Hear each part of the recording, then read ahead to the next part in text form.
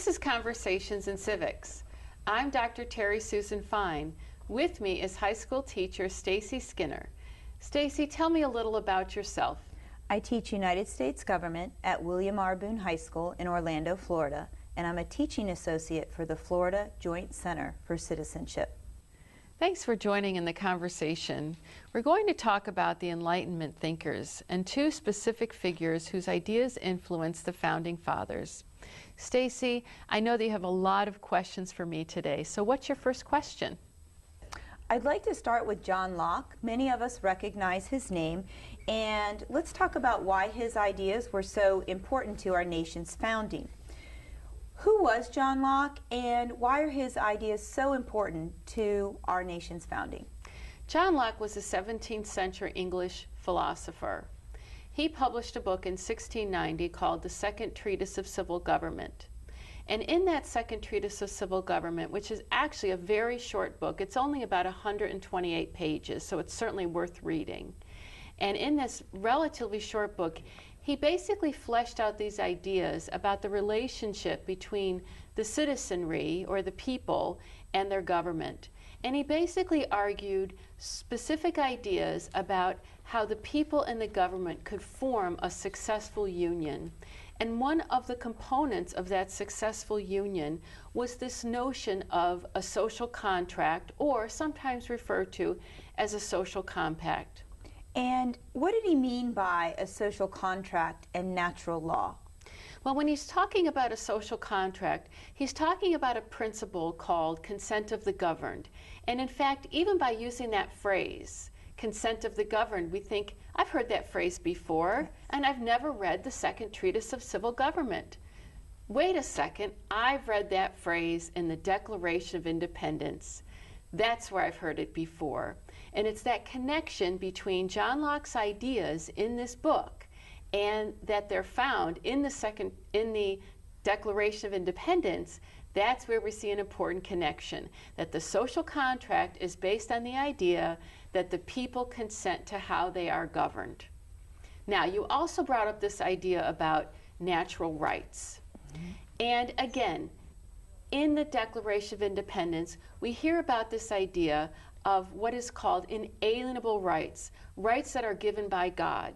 And if they are rights given by God, then that means that no government, and thus no person, can take those rights away.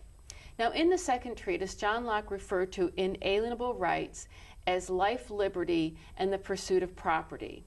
And when the Founding Fathers were writing the Declaration of Independence, there was a single change in one word, and now the phrase reads life, liberty, and the pursuit of happiness. And these are the inalienable rights found in the Declaration of Independence.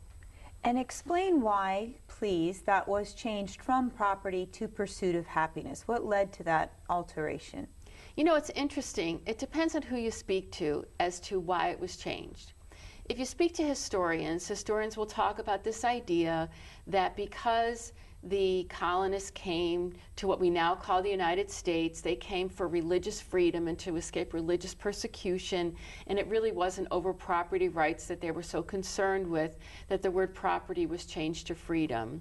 But at the same time, if you talk to political scientists, some of them argue that since the chief author of the Declaration of Independence, and the person to whom we give all the credit, Thomas Jefferson, because he was a slave owner, they argue that it was really for political reasons and not to sort of be historically accurate regarding why the colonists came to what we now call the United States, but rather for political reasons, that Jefferson, in being a slave owner himself, how could he say in the same sentence, all men are created equal and they are entitled to these inalienable rights of life, liberty, and the pursuit of property if there were men who were property themselves? See. How does Locke's concept of social contract differ from other Enlightenment philosophers' views of the relationship between citizens and society, say Thomas Hobbes' view? Thomas Hobbes. Thomas Hobbes is a very interesting, also English political philosopher. He wrote about 100 years earlier than John Locke, and he basically looked at individuals and said that individuals lived in what we call a state of nature. Now that's sort of a complicated thought but it's actually very simple. What it means is people live by what comes naturally. People live in many respects how we see animals. The way animals function based on a need to survive, right? You either eat or be eaten, you kill or be killed. And Hobbes sort of had that sort of point of view about human nature and sort of didn't look at human beings as having a moral code or a central set of values that would compel people to behave differently from then these lower life forms. So Hobbes basically argued that the government had to treat people as if they were going to be bad and legislate that certain behaviors were either required or forbidden before there was sort of a need for them. Locke was the opposite. Locke believed, let human nature show itself. And if human nature shows itself to be bad, then we'll legislate. So one of the key differences between Locke and Hobbes is that Locke believed that the government should be reactive, that government should react to problems as they arise. Hobbes believed that the government should be proactive, that the government should indeed prevent people from doing things before they thought about doing them. Put mechanisms in place for protection. Absolutely. One of the most defining moments of our lives in the last decade or so is 9/11. And 9/11 is a good example and a good way of looking at Hobbes and Locke.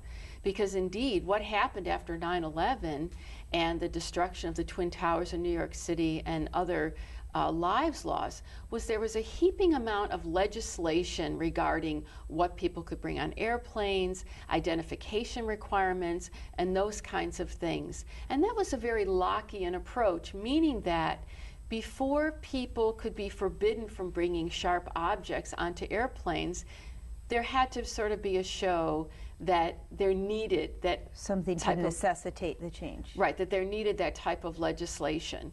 But Hobbes would have been in the case, well, the minute that you have people flying up in the air, no sharp objects, right?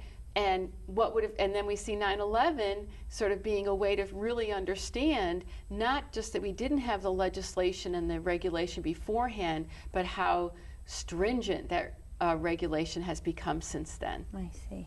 Let's talk about one of the other philosophers, Montesquieu, and his idea of separation of powers and how that influenced our founders. Montesquieu, the Baron de Montesquieu, a French political philosopher. And like Hobbes and like Locke, Montesquieu, and like all the great political philosophers and thinkers, understood that governments aren't buildings, that governments are made up of people.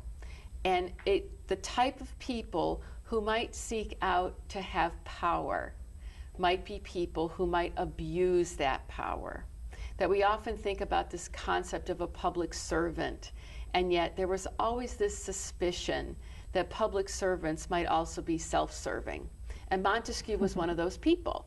So Montesquieu believed that if the three powers of government were not held in the same place, then that would prevent this abuse of power.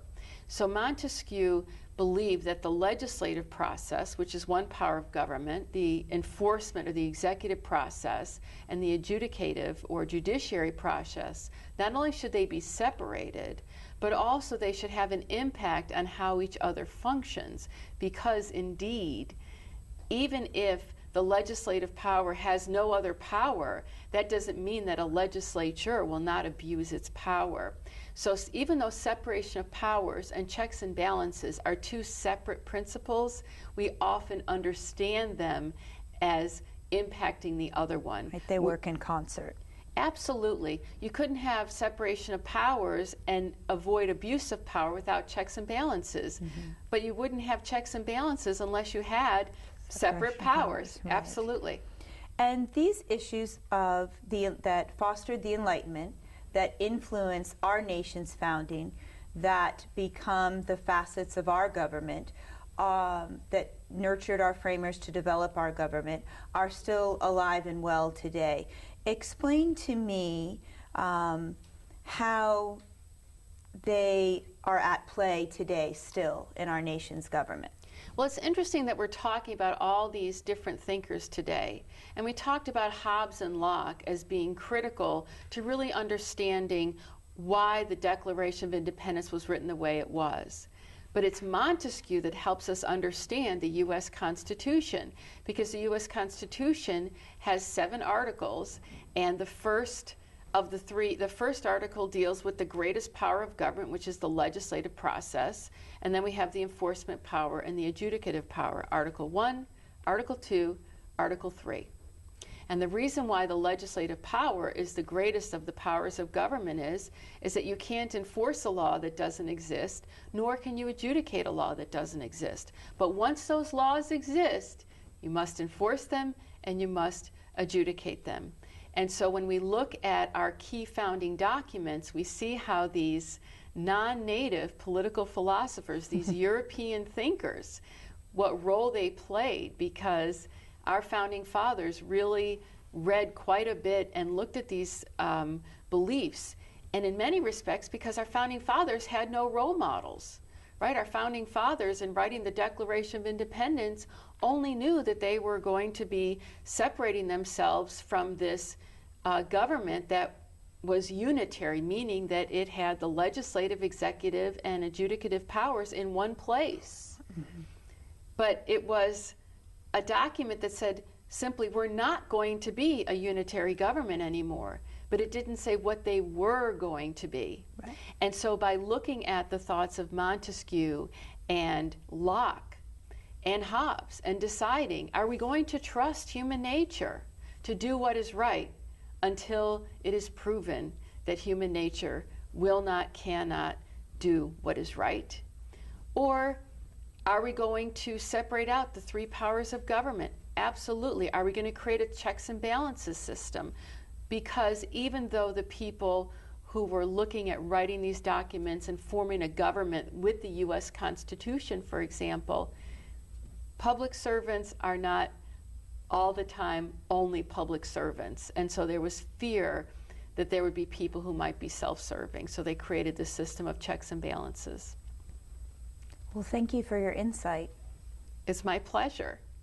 I think it might be a good idea to maybe talk some more about how these ancient, really ancient documents have relevance today. We already talked about 9/11, for example, but I think it might be helpful to also talk about the separation of powers and how that relates to how the president relates to Congress, for example. Okay. Right? I mean, we understand that Montesquieu believed that, indeed, the legislative power should be the most important of the powers. Yes. Right? And at the same time, if we ask a child of 4, 5, 6 years old, who's the most powerful person in the United States today, that person will say the President of the United States. Absolutely. Right?